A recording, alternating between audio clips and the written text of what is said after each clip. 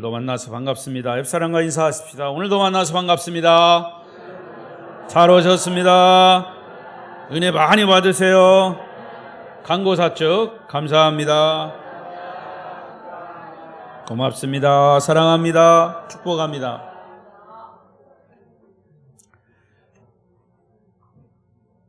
오늘도 거룩한 예배에 참여하신 우리 성도 여러분에게 하나님의 크신 은혜와 축복이 말씀이 선포될 때 여러분 마음 가운데 풍성히 임하시기를 바랍니다.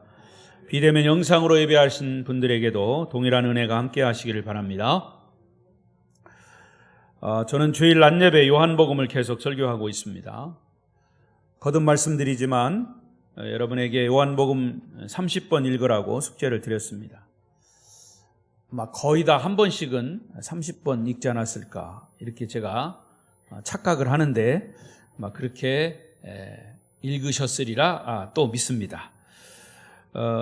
그 말씀을 읽으면서 정말 주님을 인격적으로 영적으로 만나는 그런 은혜가 또 그런 축복이 여러분 가운데 임하시기를 바랍니다. 오늘 말씀의 주제는 말씀을 믿고 가더니, 말씀을 믿고 가더니. 다 같이 해볼까요? 말씀을 믿고 가더니, 말씀을 믿고 가더니. 말씀을 받고 말씀을 믿고 갔을 때 어떤 일이 일어났는지 여러분이 이미 결론을 다 알고 계실 겁니다. 자, 오늘 말씀을 들으면서 여러분에게 이런 말씀이 정말 기적적으로 또 그런 은혜가 임하시기를 바랍니다. 예수님은 이 세상에 오셔서 세 가지 사역을 하셨습니다. 여러분 잘 아시죠? 첫째는 복음을 선포하시고 복음 선포의 사역을 하셨고, 두 번째는 그 복음을 설명하고 또 실천하고 하는 부분에서의 가르치셨습니다.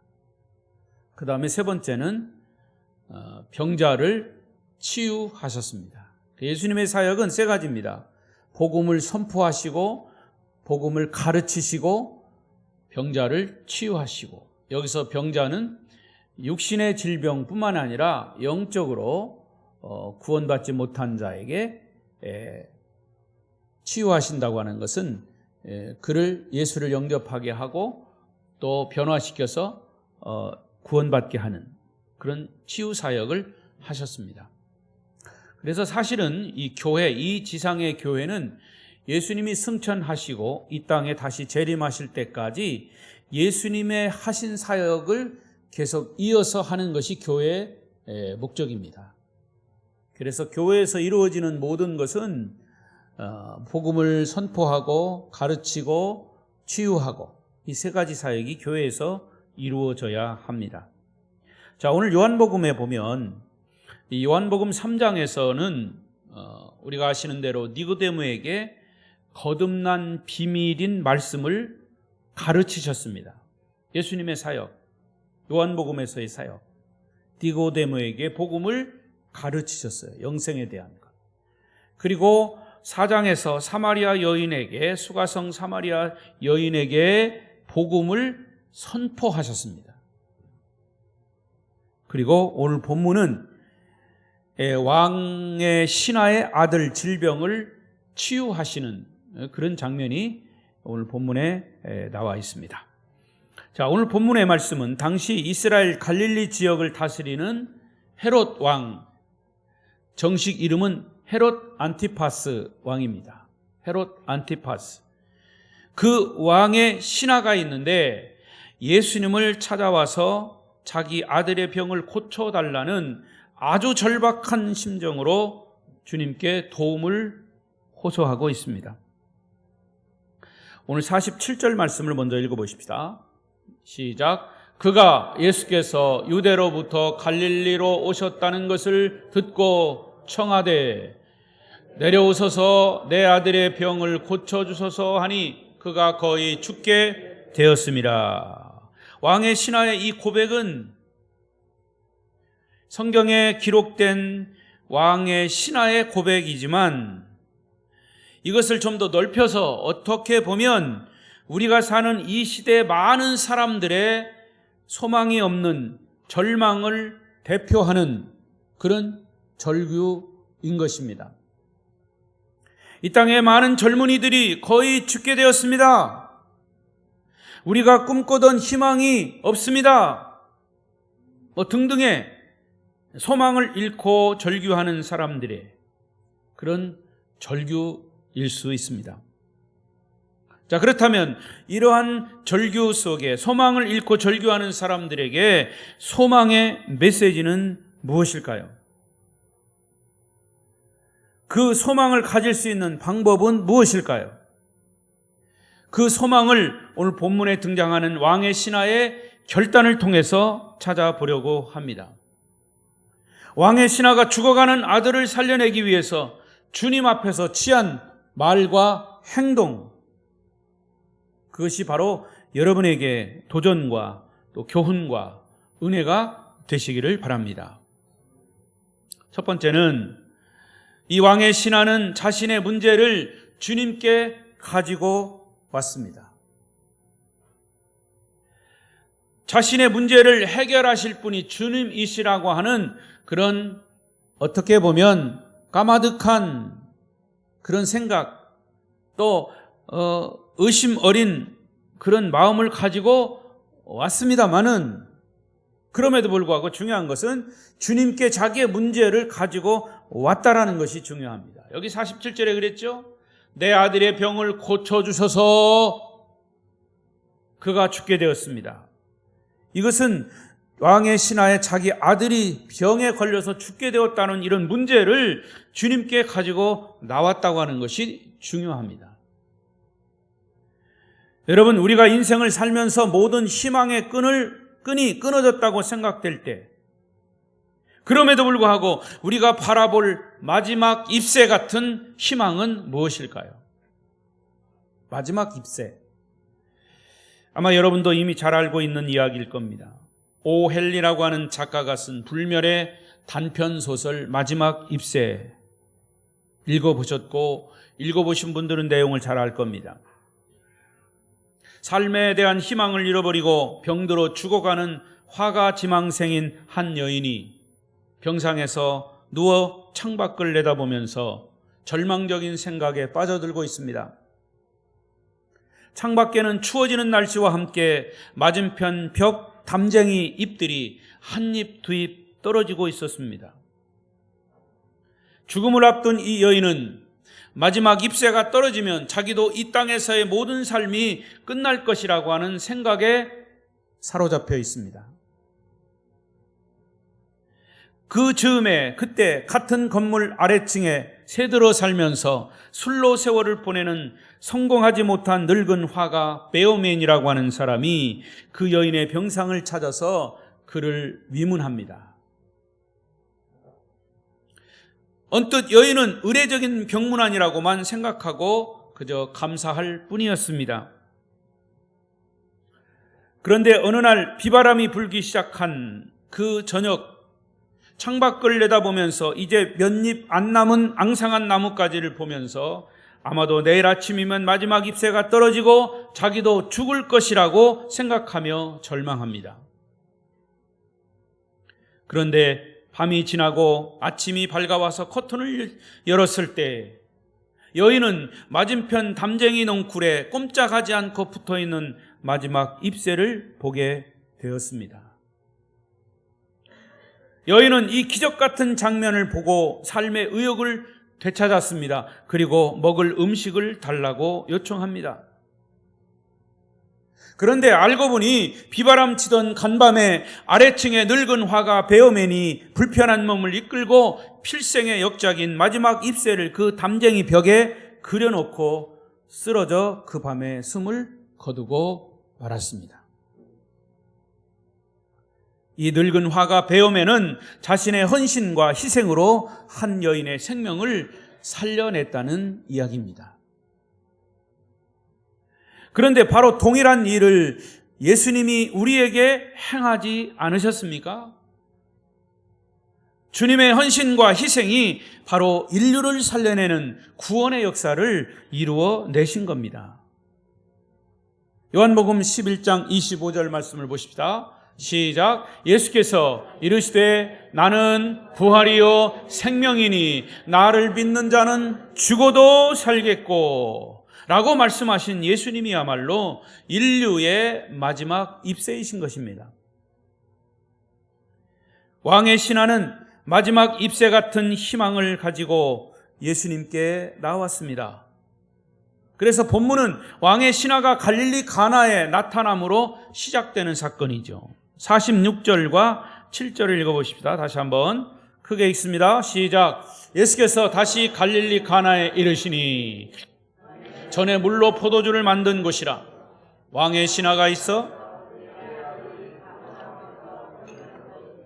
그가 예수께서 유대로부터 갈릴리로 오셨다는 것을 듣고 가서 청하되 내려오소서 내 아들의 병을 고쳐주소서 하니 그가 거의 죽게 되었음이라.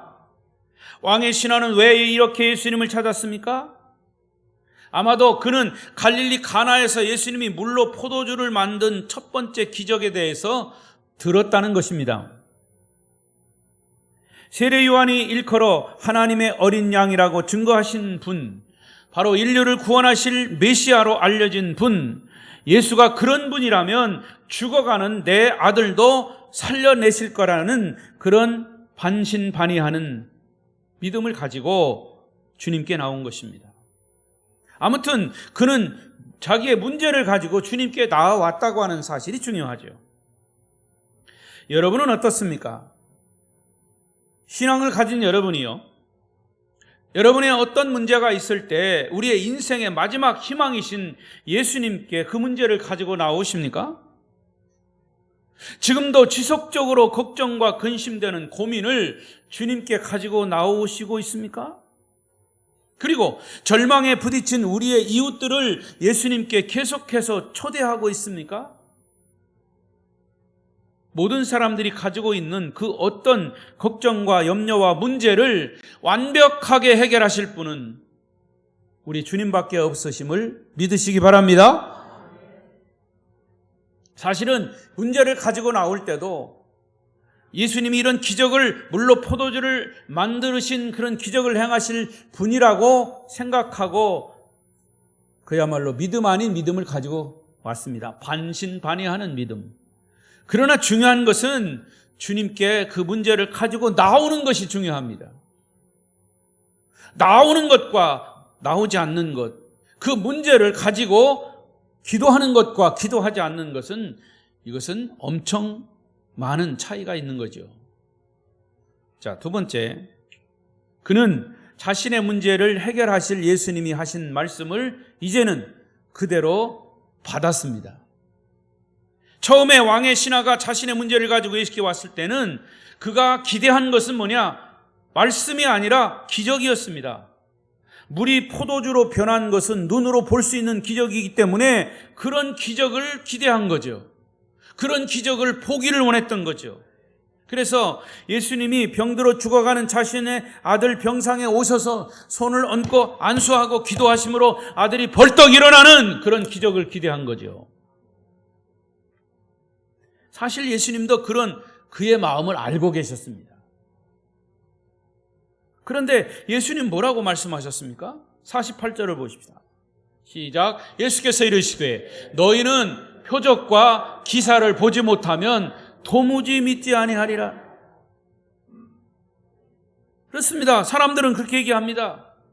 하나님이 있으면 나한테 보여줘. 그럼 내가 믿을게. 주님은 그렇게 말씀하시지만 왕의 신하는 아직도 이 주님을 향한 마지막 잎새 같은 기대를 버릴 수가 없습니다. 그런 기적이 자기 눈에 보여야 믿겠다는 거죠. 그래서 다시 한번 주님께 애원합니다. 49절 시작. 신하가 이르되 주여 내 아이가 죽기 전에 내려오소서. 내 아이가 지금 죽을 병에 걸렸으니까 빨리 우리 집에 가셔서 그 아이를 좀 어떻게 해 주십시오. 살려주십시오. 거리로 보면요, 갈릴리 가나에서 아들이 누워있는 가버나움까지는 34km나 되는 먼 거리예요.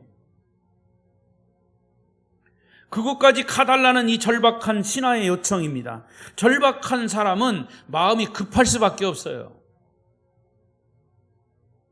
신앙인들도 저나 여러분이나 다 마찬가지예요. 나에게 문제가 있으면 이 문제가 빨리 해결해졌으면 좋겠어. 제 말이 굉장히 빠르죠? 이거보다 더 빨리 해결해졌으면 좋겠어.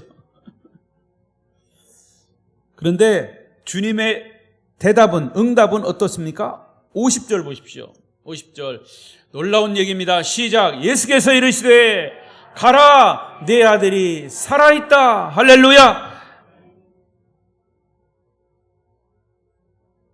여러분 이 말씀 믿을 것 같아요? 여러분 같으면 믿어집니까? 주님은 자기 아들을 살려달라 하는 신하의 강청에 그저 말씀하신 거예요. 가라! 내 아들이 살아있다. 내 아들이 살아있다. 제 목소리가 커가지고 여러분 아멘도 안 하시네. 할렐루야! 내 아들이 살아있다. 주의 말씀이에요. 놀라운 선포예요. 그런데 정말 놀라운 것은 그 신하는 주님이 하신 말씀을 그대로 받았다는 거예요. 34km나 되는 이 거리, 주님, 그 말씀 말고요, 우리 집에 가셔서 우리 아들의 아픈 것을 보고 안수라도 해주시고 물로 포도주를 만드신 그 기적을 우리 아들에게 일으켜 주십시오. 이것을 기대했던 거예요. 그런 기대가 여러분의 기대 아닙니까? 그런데 역시 중요한 것은 예수께서 가라, 내 아들이 살아있다 라고 하는 이 말씀을 이 신하의, 왕의 신하가 그냥 받았다는 것이에요. 여러분 여기 이게 그냥 지나칠 문제가 아니라 굉장히 중요한 겁니다. 여러분 기독교는요 말씀의 종교입니다. 창세기 1장 1절 태초에 하나님이 말씀으로 천지를 창조하시니라. 태초에 하나님이 천지를 창조하시니라. 1장 3절에 하나님이 이르시되 빛이 있으라 하시니 빛이 있었고, 여기 하나님이 이르시되라는 말이 하나님이 말씀하시되 그 말이에요. 하나님이 말씀으로 빛이 있으라 하니까 빛이 있었다는 거예요. 그러니까 창세기 1장 1절의 말씀을 여러분 묵상하면서 그 말씀이 믿어지지 않으면 성경 66권은 안 믿어지는 겁니다. 하나님은 사람도 말씀으로 창조하셨고 말씀으로 사람을 변화시키십니다. 그래서 우리가 믿음을 갖는 근거는 뭐예요? 성경 66권입니다. 하나님이 하신 말씀이에요. 우리는 그 말씀을 펴들고 끊임없이 하나님과 교제하고 하나님이 여기 살아계신 것을 말씀으로 느끼고 깨닫고 경험하게 되는 거죠. 야고보서 1장 18절을 보십시다. 시작. 그가 그 피조물 중에 우리로 한 첫 열매가 되게 하시려고 자기의 뜻을 따라 진리의 말씀으로 우리를 낳으셨느니라. 진리의 말씀으로 우리를 낳으셨다 그랬어요. 여러분 하나님이 우리에게 말씀하신 것은 엄청난 창조의 사건이고 말씀으로 변화가 일어나고 말씀으로 기적이 일어나는 사건입니다. 그러니까 여러분 예수님이 하신 말씀을, 성경에 있는 말씀을 그대로 받아들이는 것보다 더 위대한 사건은 없어요. 여러분 받아들이지 않으면 믿는 것도 안 되는 거예요. 성경을 받아들여야 돼요. 내가 마음을 열고 하나님이 하신 말씀을 내 마음에 받아들이는 거예요. 그것을 영접이라고도 하고 인정이라고도 하고 믿음이라고도 해요. 그러나 중요한 것은 하나님의 말씀을 하나님이 하신 말씀으로 내가 받아들이는 게 중요한 거죠. 이 설교를 통해서 주님이 여러분은 각자에게 주시는 말씀으로 받으시는 은혜가 있기를 바랍니다. 세 번째로 왕의 신하는 자신의 문제 해답으로 받은 주님의 말씀, 이제 받았습니다. 그리고 이제는 그대로 믿었습니다. 많은 사람들이 주님의 말씀을 받습니다. 은혜도 받습니다. 그런데 거기까지 끝이에요. 믿는다고는 하지만 여러분 믿음은 무엇으로 증명이 됩니까? 삶으로 증명이 되는 거예요. 실천으로 증명이 되는 겁니다. 말로도 증명이 되는 겁니다. 믿음을 가진 사람은 말이 순화가 되고 말이 변화가 일어납니다. 믿음을 가진 사람은 행동의 변화가 일어납니다. 50절을 보십시다. 다시 한번 50절 왕의 신하의 반응입니다. 시작. 예수께서 이르시되 가라 내 아들이 살아있다 하시니 그 사람이 예수께서 하신 말씀을 믿고 가더니 믿고 갔다 그 말이에요. 여러분 많은 사람들이 신앙생활을 합니다. 신앙을 갖지 않은 사람은 차지하더라도 많은 사람들이 오늘 같은 주일날 많은 이 한국의 많은 교회들 안에서 예배를 드립니다. 그리고 하나님의 말씀을 목사님을 통해서 듣습니다. 그런데 그런 많은 사람들이 주님의 말씀을 듣고 갈 때 정말로 얼마나 많은 사람들이 그것을 마음으로 믿고 나가서 행동하느냐, 그것은 의문이에요. 드디어 왕의 신하는 주님이 하신 말씀을 받고 끝난 게 아니라 믿는 데까지 나아갔습니다. 그것이 어떻게 증명이 됩니까? 그는 주님이 자기 집에 자기 아들의 병상에 가지 않았어도 주님이 하신 말씀을 받고 그대로 믿었다는 거예요. 그러니까 그 시기에, 그 시간에 자기 아들의 병이 고침받고 살아났다는 거죠. 그가 처음 예수를 찾아왔을 때 그의 믿음은 눈에 보이는 표적 혹은 기적을 기대한 믿음이었어요. 그러나 이제는 주님이 자기 집에 오시지 않고 말씀만 하신다면 나는 그대로 믿겠다라고 하는 믿음까지 발전한 겁니다. 여러분, 실제로 오늘날 많은 신앙인들이 교회에 나와서 표현하는 신앙의 수준은 이런 모습이에요. 나는 어떤 기적이나 어떤 표적을 보지 못하면 믿지 못하겠다는 거죠. 하나님이 살아계시다면 그것을 보여달라는 거예요. 기적을 보여달라는 거예요. 그러면 믿겠다는 겁니다. 또한 많은 사람들이 주님의 말씀을 듣고 은혜를 받아요. 감명도 받고 감동을 받아서 눈물까지 흘립니다. 그런데 사실은 거기까지예요. 과거에 우리가 부흥회를 하고 뭐 그런 것들을 집회를 많이 했었잖아요. 그리고 집회 때 보면은 막 목사님이 은혜스러운 부흥 강사가 은혜스러운 말씀을 합니다. 그럼 막 거기에 은혜 받고 막 회개하고 막 어떤 때는 막 방언도 받고 막 난리를 칩니다. 그런데 그게 난리 치는 게 나쁜 게 아니라 그때 성령의 역사가 막 일어나는 거예요. 신비로운 역사가 일어납니다. 성령을 체험합니다. 그런데도 그의 삶이 그렇게 하나님을 만난 그런 체험으로 유지되느냐? 유지되지 않아요.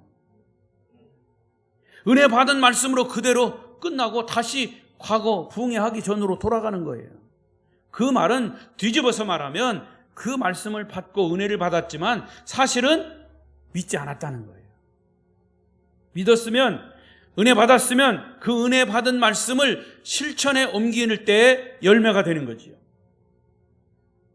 믿지 않으니까 실천도 하지 않는 거예요. 말씀 받은 것으로 끝나고 말 때가 많다는 거죠. 그런 사람들에게 주님은 무엇으로 대답하십니까?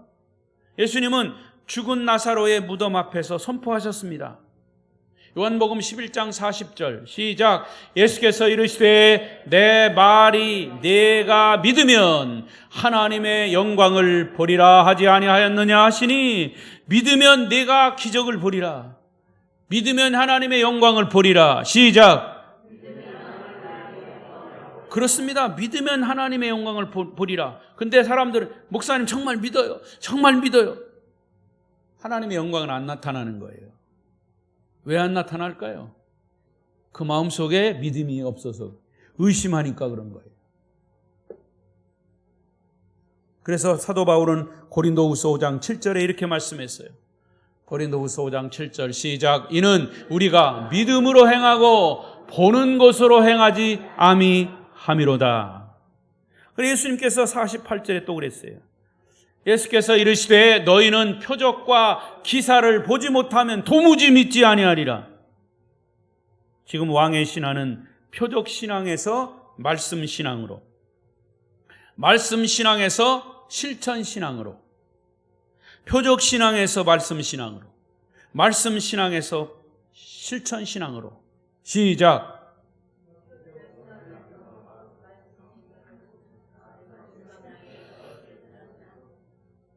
여러분, 이런 발전이 있어야 돼요. 우리의 신앙은 어디에 신앙에 머물러 있는 것이 아니라 표적 신앙에서 말씀 신앙으로, 말씀 신앙에서 머무르는 것이 아니라 실천 신앙으로. 할렐루야.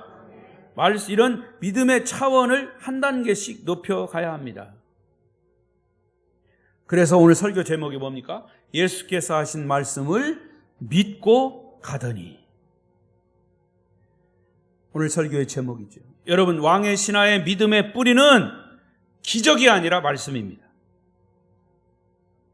여러분의 믿음의 뿌리는 무엇입니까? 자꾸 뭘 보려고 합니까? 여러분, 자꾸 보려고 하면요, 그것이 한계가 없어요. 자꾸 보여달라고 그래요. 그런 신비주의적 신앙 가진 사람은 자꾸 오늘도 새로운 거, 오늘도 새로운 거. 여러분, 복음은 새로운 것이지만 동일한 거예요. 복음은 예수 그리스도예요. 예수 그리스도의 새로운 것, 새로운 게 뭐가 새로운 게 있어요? 믿고 구원받는 거지요. 새로운 것은 그 믿음이 없던 사람이 믿음을 가지고 변화된 것이 새로운 거죠. 그래서 사도 바울도 믿음의 뿌리는 주님의 말씀이라고 그랬어요. 우리가 잘 아는 로마서 10장 17절.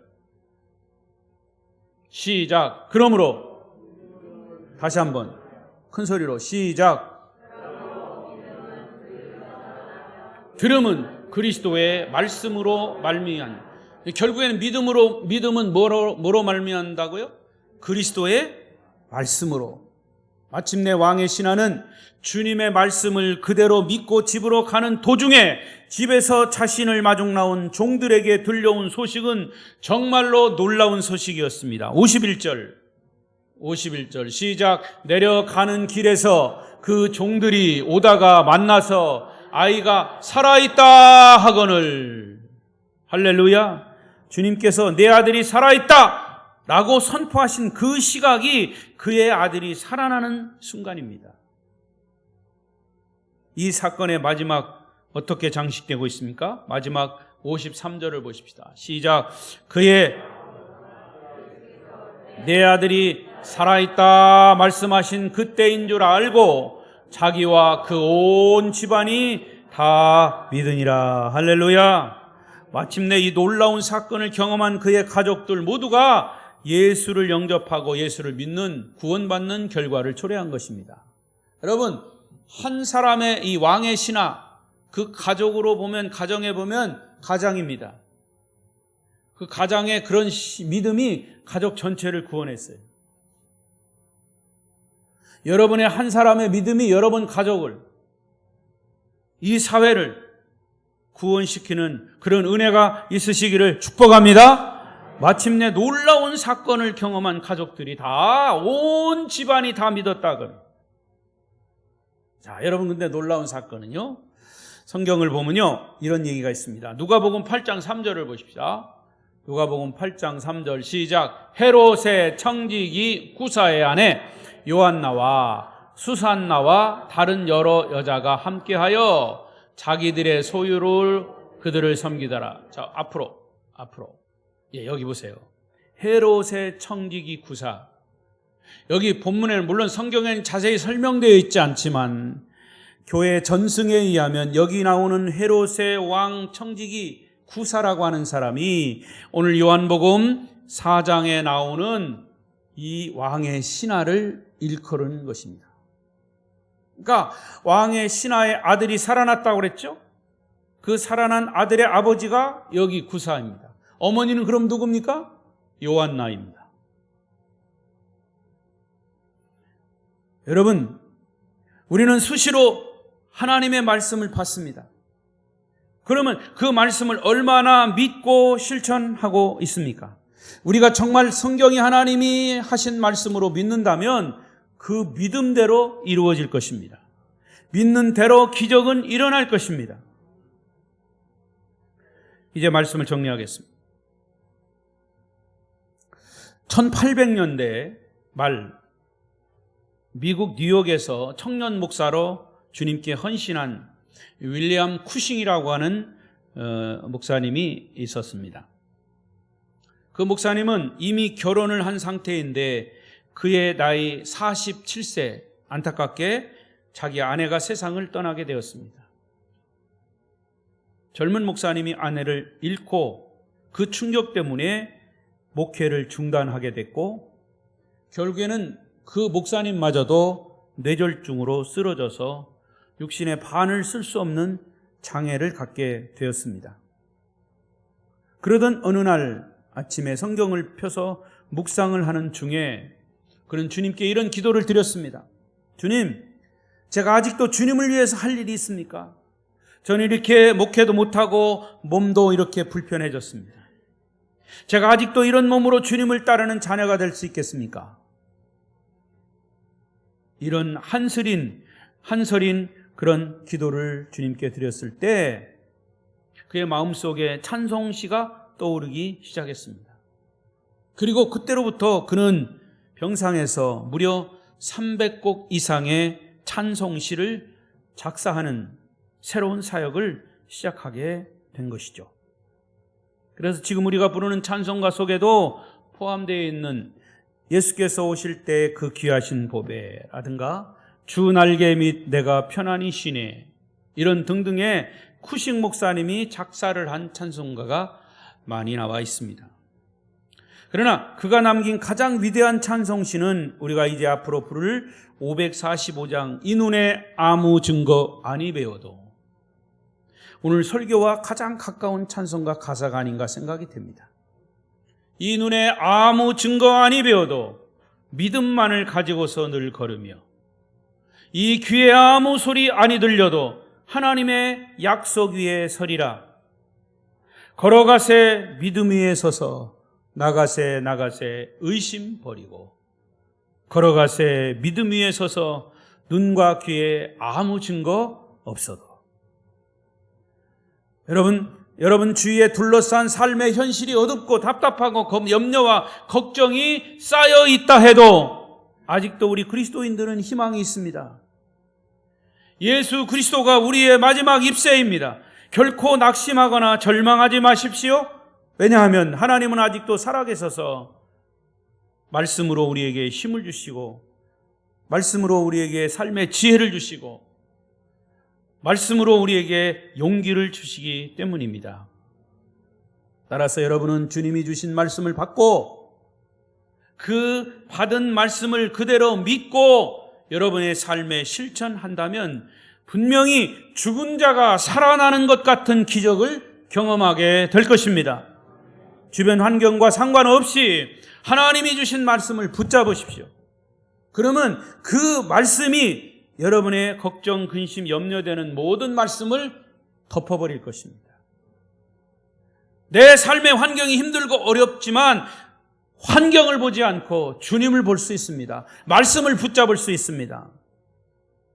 하나님은 여러분 편이 되셔서 결국에는 여러분을 승리의 주인공으로 만들어 주실 것입니다. 그런 은혜가 아름다운 교회 성도들에게 임하시기를 축복합니다. 기도하겠습니다.